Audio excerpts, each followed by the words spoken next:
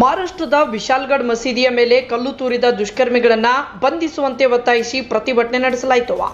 ಬಾಗಲಕೋಟೆ ಜಿಲ್ಲೆಯ ನವನಗರದ ಅಂಬೇಡ್ಕರ್ ಭವನದಿಂದ ಮೆರವಣಿಗೆ ಮುಖಾಂತರ ಜಿಲ್ಲಾಧಿಕಾರಿ ಕಚೇರಿವರೆಗೆ ಎಸ್ಡಿಪಿಐ ಪಕ್ಷದ ವತಿಯಿಂದ ಕೊಲ್ಲಾಪುರ ಜಿಲ್ಲೆಯ ವಿಶಾಲ್ಗಢದ ಮಲಿಕ್ ರೆಹಾನ್ ದರ್ಗಾದ ಮೇಲೆ ಕಲ್ಲು ತೂರಾಟ ಮಾಡಿದ ಘಟನೆ ಖಂಡಿಸಿ ಪ್ರತಿಭಟಿಸಲಾಯಿತು.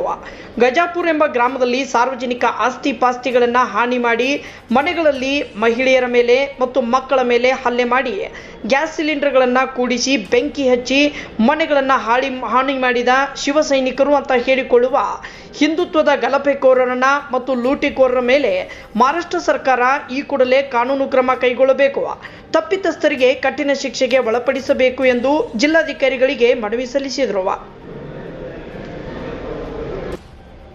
ಈ ವೇಳೆ ಎಸ್ಡಿಪಿಐನ ರಾಜ್ಯ ಸಮಿತಿ ಸದಸ್ಯ ರಂಜಾನ್ ಕಡಿವಾಣ್, ಬಾಗಲಕೋಟೆ ಅಧ್ಯಕ್ಷ ಮೈಬೂಬ್ ಸಾಬ್ ಹಡಗಲಿ, ಅಬೀದ್ ಮೊಮಿನ್, ಕಾಶಿಂ ಗೊಳಸಂಗಿ, ಸದ್ದಾಂ ಮುಲ್ಲಾ, ಅಲ್ತಾಫ್ ಮಾದ್ರಿ ಸೇರಿದಂತೆ ಮತ್ತಿತರರು ಭಾಗಿಯಾಗಿದ್ದರು.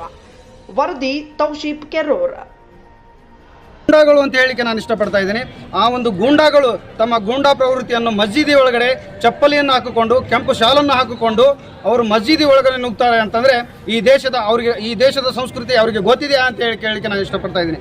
ಯಾಕಂತಂದರೆ ಯಾವುದೇ ಧರ್ಮದ ವ್ಯಕ್ತಿಗೆ ನಾವು ನಿಂದಿಸುವಂತಹ ಈ ಒಂದು ಸಂವಿಧಾನದ ಅಡಿಯಲ್ಲಿ ಬದುಕ್ತೀವಿ ಅಂತಂದರೆ ಯಾವುದೇ ಧರ್ಮದ ವ್ಯಕ್ತಿಗೆ ನಾವು ನಿಂದಿಸಬಾರ್ದು, ಯಾವುದೇ ತಾರತಮ್ಯವನ್ನು ಕೂಡ ಮಾಡಬಾರ್ದು. ಅಂಥ ಒಂದು ದೇಶದಲ್ಲಿರುವಂತಹ ಈ ಒಂದು RSS ಸಂಘಟನೆಯನ್ನು ಮಾನ್ಯ ರಾಷ್ಟ್ರಪತಿಗಳು ಆದಷ್ಟು ಬೇಗನೆ ಇಂತಹ ದುಷ್ಕೃತ್ಯದಲ್ಲಿ ಭಾಗಿಯಾದಂಥ ಎಲ್ಲ ಏನು ಕಿಡಿಗೇಡಿಗಳಿಗೆ ಕಠಿಣವಾದ ಶಿಕ್ಷೆಯನ್ನು ಆಗ್ರಹಿಸಬೇಕು. ಅದೇ ತರನಾಗಿ ಅಂತಹ ಸಂಘಟನೆಯನ್ನು ಇಂದಿನಿಂದಲೇ ನಿರ್ಬಂಧಿಸಿ ಇಲ್ಲಿಯ ಒಂದು ಕಾನೂನು ಸುವ್ಯವಸ್ಥೆ ಕಾಪಾಡಬೇಕಂತೇಳಿ ನಾನು ಈ ಮೂಲಕ ಮಾನ್ಯ ರಾಷ್ಟ್ರಪತಿಗಳಿಗೆ ಮತ್ತು ಮಾನ್ಯ ರಾಜ್ಯಪಾಲರಿಗೆ ಈ ಮೂಲಕ ಆಗ್ರಹಿಸ್ತೇನೆ.